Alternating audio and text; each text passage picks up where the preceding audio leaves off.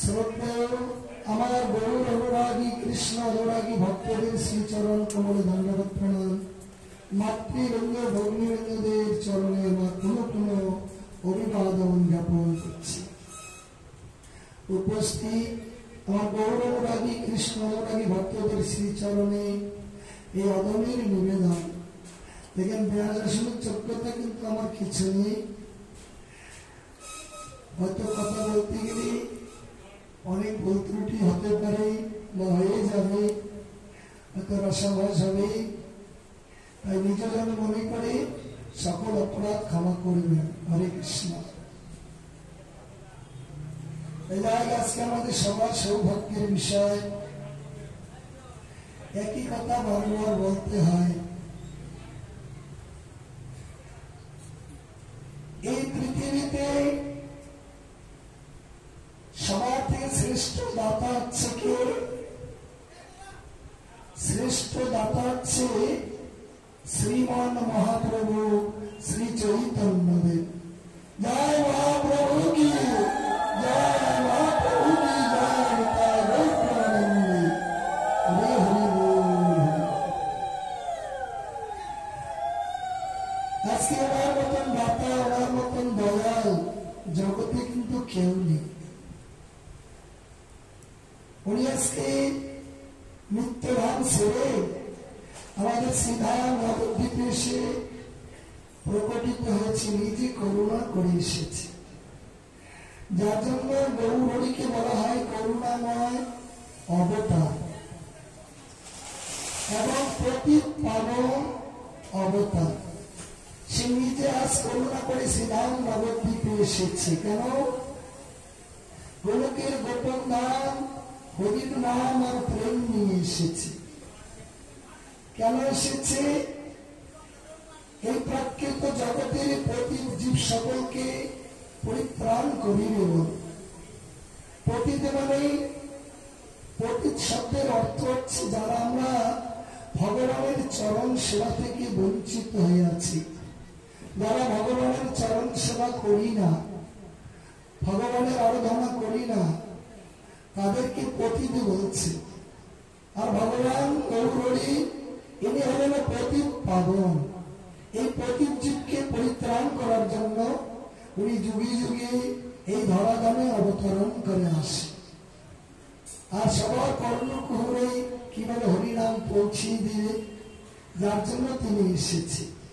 তো অযাচিত ভাবে দাঁড়ে দাঁড়ে ভ্রমণ করে এই নাম প্রেম জগতে উনি প্রচার করে দিলেন, বিলিয়ে দিলেন সবার কাছে। এমন কোন মানুষ আছে যে হরির নাম পায়নি? সবার কর্ণে পৌঁছিয়ে দিয়েছে কর্ণ বলে, তাই না? হয়তো অনেকে ভুলে গিয়েছে, ঠাকুরের নাম অনেকেরই স্মরণ নেই। যার জন্য এই ভূমিকাতে আজকে যেমন এই যে মহতী অনুষ্ঠানের আয়োজন করেছে এই ঘোকসাডাঙ্গা বাজারে, এই মায়ের মন্দির প্রাঙ্গণে, এখানকার কমিটি বৃন্দের চরণ কমলে আমার ধন্যবাদ প্রণাম রইল। এদের অন্তরে আজকে মহৎ গুণের প্রকাশ পেয়েছে। যারা যারা হরিনাম ভুলে গিয়েছে তাদের কর্ণকুহরে এই হরিনাম পৌঁছে দেওয়ার জন্য তারা আজকে এই মহতী অনুষ্ঠানের আয়োজন করেছে। হ্যাঁ, এখানে 7 দিন ব্যাপী শ্রীমদ ভাগবত কীর্তন হবে, ভগবানের লীলামৃত কথা কীর্তন হবে, শ্রবণ হবে। সবার কর্ণকুহরে এই নাম পৌঁছে দেওয়ার জন্য আজকে মহৎ অনুষ্ঠানের তারা আয়োজন করেছে। এটা মহৎ গুণ। হ্যাঁ, শাস্ত্রে বলছে মানুষকে যেমন অনেকে অনেক কিছু দান করে, তাই না? হয়তো পয়সা দিল, একটা বস্ত্র দিল বা সোনা দিল, আর কত কিছু দেয়, তাই না? দান করি। কিন্তু সবথেকে শ্রেষ্ঠ দান কোনটি? এই যে হরির নাম। এই হরিনাম হচ্ছে সব থেকে শ্রেষ্ঠ দান। এই দান যদি কেউকে দিতে পারেন, এই হরির নাম স্মরণ করিয়ে দিতে পারেন। যেমন এই যে অনুষ্ঠান হচ্ছে, অনেকের আশার রুচি নাই যে এত দূরে যাব না, না তাকেও নিয়ে আসতে চলো না যায়। যাই না, চলো দেখি কি বলে সাধুরা, শুনে আসি। এখানে আসলেই যে সাধু হতে হবে, মালা নিতে হবে, মন্ত্র নিতে হবে, তা তো নয়।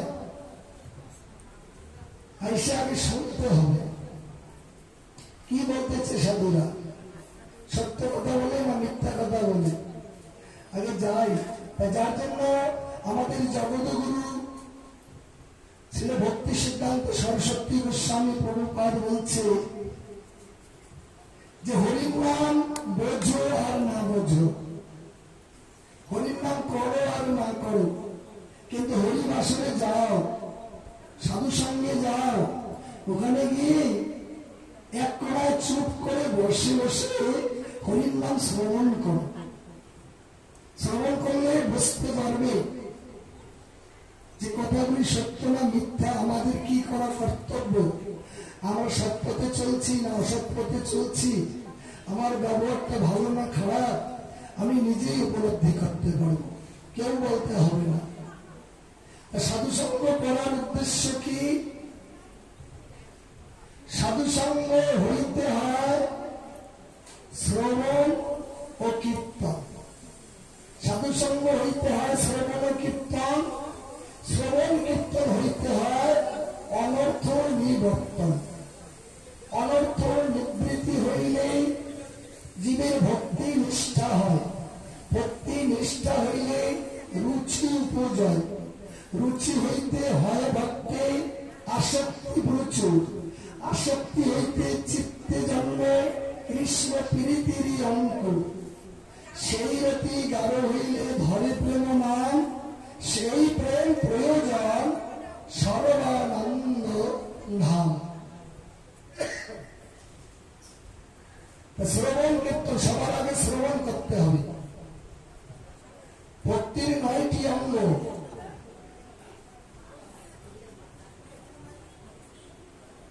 ভক্তির 9টি অঙ্গ, নববিধা ভক্তি। নববিধা ভক্তির মধ্যে 1 নম্বর অঙ্গ হচ্ছে শ্রবণ। শ্রবণ যদি ভালো না হয় হরির নাম, তাহলে তার কোনো রুচিও আসবে না, শ্রদ্ধাও আসবে না, রতিও আসবে না, মতিও আসবে না, ভালোবাসাও আসবে না, ভক্তিও আসবে না, কিচ্ছু আসবে না। এই যে হরির নাম খুব শ্রদ্ধার সহিত এক মনে এক প্রাণে ভক্তি সহকারে শ্রবণ করতে হয়। যার জন্য হচ্ছে আদৌ শ্রদ্ধাস্তত সাধু শ্রবণ। শ্রদ্ধা মানে দীর্ঘ বিশ্বাস, বিশ্বাসের সহিত এই হরি কথা শ্রবণ করতে হবে। না হলে এই যে এখানে বসে আছেন, যদি মন চঞ্চল থাকে, অন্য মনস্ক হয়ে থাকে, একটা কথাও ভিতরে ঢুকবে না, একটা কথাও ঢুকবে না। কেন ঢুকবে না? ভগবান খুব চতুর, ভগবান খুব চালাক, ভগবান অত সহজে ধরা দিতে চায় না। বুঝতে পারছেন? হরে কৃষ্ণ। এই মা বসেন, চুপচাপ করে বসেন, তো ডিস্টার্ব হয়।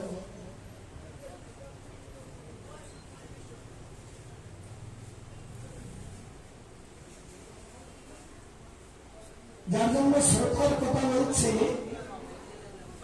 শ্রোতা হচ্ছে 3 প্রকার শ্রোতা। 3 প্রকার শ্রোতা। কি কি শ্রোতা 3 প্রকার?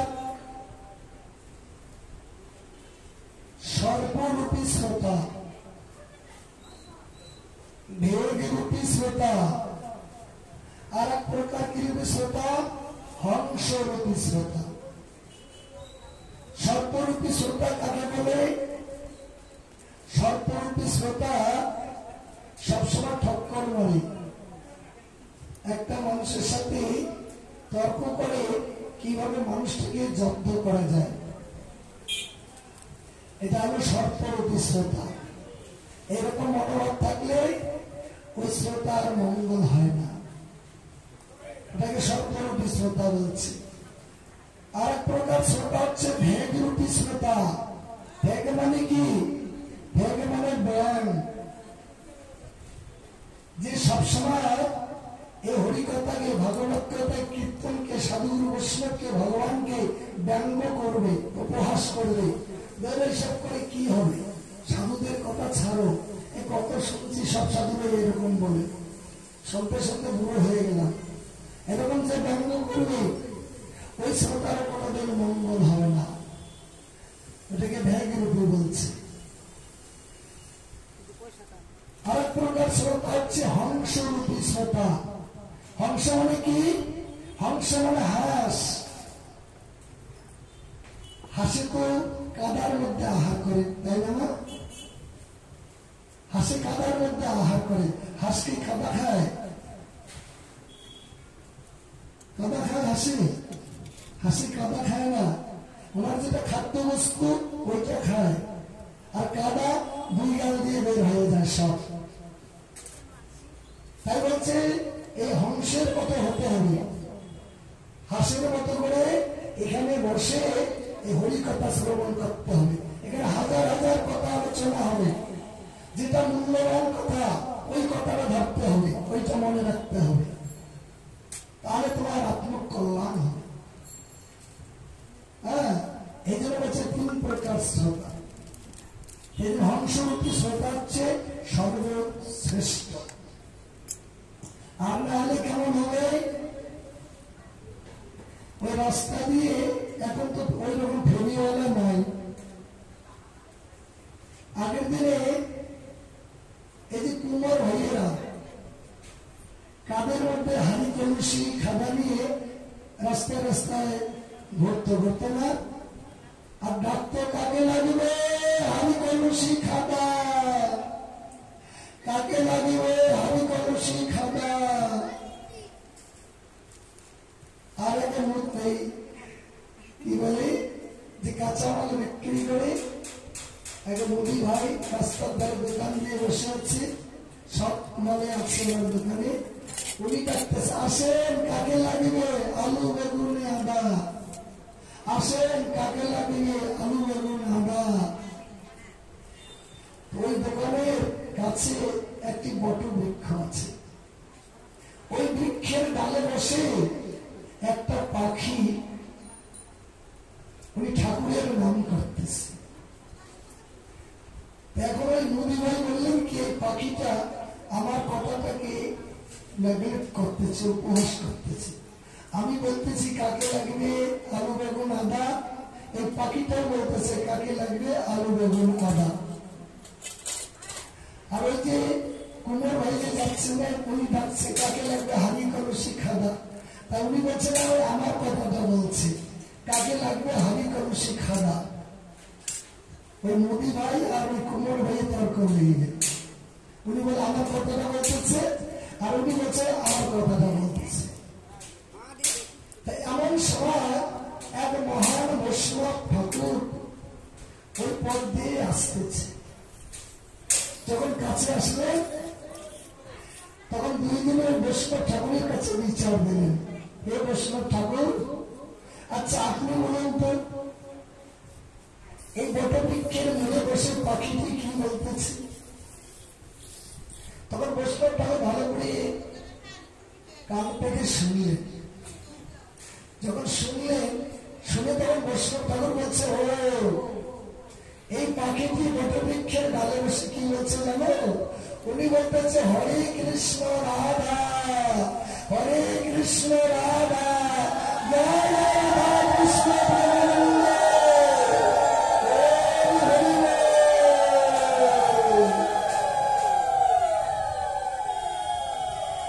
যিনি বৃক্ষ ডালে বসে ঠাকুরের নাম করতেছে, উনি বলতেছে হরে কৃষ্ণ রাধা।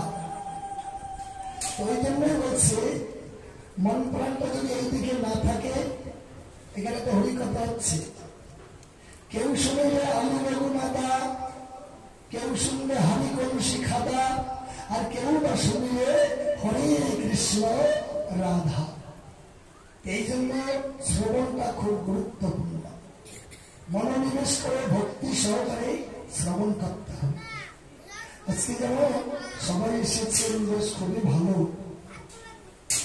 হয়তো অনেক কথা শুনে গেলেন, বাড়িতে যাওয়ার পরে হয়তো একজন প্রশ্ন করলেন যে কি কি বলছে আজকে পাঠের মধ্যে, দেখা গেল একটা কথাও মনে নেই, কিছুই বলতে পারলাম না, তাহলে কেমন হবে?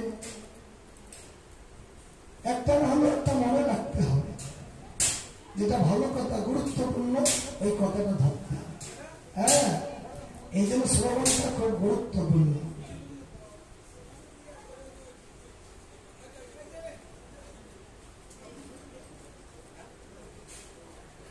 তাই যাই আমরা ভাগবতের দিকে আলোচনা করছি, ভাগবতের কথা, তার মধ্যে ওই ভাগবত থেকে শেষ করতে হবে 7 দিনের মধ্যে।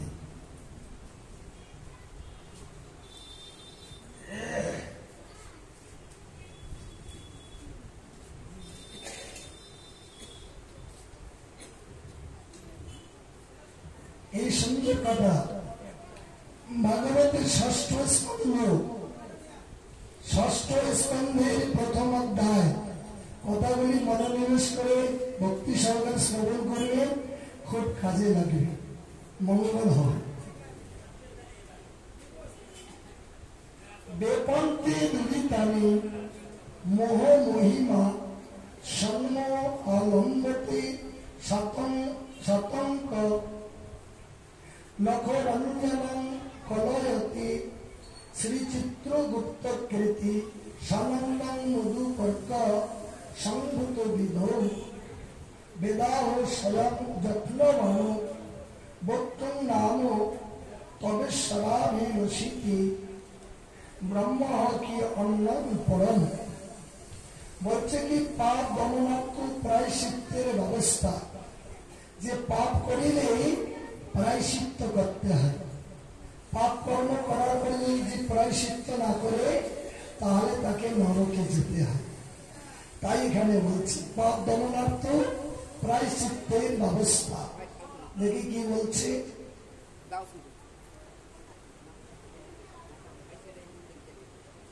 তবে রাজা জিজ্ঞাসিল ভয় পায়া মনে, সবাই নরক ভোগ করে জনে জনে, সুকৃতি দুষ্কৃতি কি বা নাই কো বিচার, এ মতে না দেখি কোন জীবের নিস্তার, প্রথমে নিবৃত্তি পাপ কহিলে বিস্তার, প্রবৃত্তি লক্ষণ ধর্ম কহিলে সকল, অধর্ম লক্ষণ নানা নরক কহিলে, একে একে পুণ্য পাপ সকল ভোগ মিলে, কি রূপে নরক ভোগ জীবের না হয়, এসব কহিবে মোর খণ্ডুক সংশয়। মুনি বলে শুনে রাজা ভয়ে পড়ি হর, আমার বচন তুমি দৃঢ় চিত্তে ধরো, পাপ করিলে প্রায়শ্চিত্ত না করে যে জন, অন্তকালে হয় তার নরকেতে গমন। এ বলে বুঝিয়া জীব যত্ন করিয়া, গুরু লঘু পাপ পুণ্য বিচার করিয়া, কায় মন বাক্যে যে বা প্রায়শ্চিত্ত করে, সে জন না যায় রাজা জমেরও দুয়ারে। মনে পাপ করিলে প্রায়শ্চিত্ত করতে হবে, আর প্রায়শ্চিত্ত না করিলে তাকে জম দুয়ারে যেতে হবে। হ্যাঁ, জম কিন্তু তাকে ছাড়বে না। যার জন্য তাহলে পাপ কি করে না বাবা, দেখে হাত তোলে তো, কে পাপ করে না? আমরা সবাই পাপ করি। হ্যাঁ, কেমন পাপ? আমাদের খাইতেও পাপ হয়। খাইতে আবার কেমন করে পাপ হয়? আমি নিজে কাজ করি, নিজে সঞ্চয় করি, নিজে রান্না করি, নিজে খাই, নাকি? খাইতে আবার কেমন পাপ হয়? এই খাদ্যবস্তু যদি ঠাকুরকে না দিয়ে খাওয়া হয় তাহলে পাপ হয়। এই জন্য বলছে খাইতেও পাপ। আমাদের কর্মে পাপ। আমরা যে কর্ম করি, কর্মের মধ্যে কত অপরাধ হয়। যেমন একটা দৃষ্টান্ত, মনে করো একটা চাষি ভাই, আমরা তো সবাই গৃহস্থ নাকি? তা মনে করো এক কৃষক ভাই মনে করো আলু চাষ করতেছে নাকি, মনে করো 10 বিঘা আলুর আবাদ করলো। আমার তো দেখি টাকাটা নাকি, 10 বিঘা আলু যখন জমি চাষ করে তার আগে কি করে? সবার আগে জমিতে বিষ ফেলে, তাই না? আগে বিষ ফেলিয়ে দেয় কীটগুলিকে শেষ করার জন্য। তাই 10 বিঘা জমিতে তাহলে কত কীট পতঙ্গ আছে? কত কীট পতঙ্গ মারা যায়? তাহলে এই যে কত যে কীট পতঙ্গ মারা যায়, তার মানে আমাদের কর্মেতেও পাপ, আমাদের চলতে পাপ, চলতে গেলেও কত কীট পতঙ্গ পাড়া দিয়ে আমরা মেরে ফেলি, তাই না? আমাদের দর্শনে পাপ, এই যে নয়ন দিয়ে যে দর্শন করি, হয়তো একজনের একটা ভালো জিনিস দেখলাম, দেখা মাত্রই মনটা চলে গেল, লোভ এসে গেল, পাপ হয়ে গেল। এই যে পাপের লেখাজোখা নেই, হ্যাঁ, কত যে আমরা অপরাধ করি। ঠিক অনেক মানুষে বলে, কি বলে? আমরা পাপও করি না, আমরা সাধুও হব না। যা যা পাপ করছে ওই তাই সাধু হয়।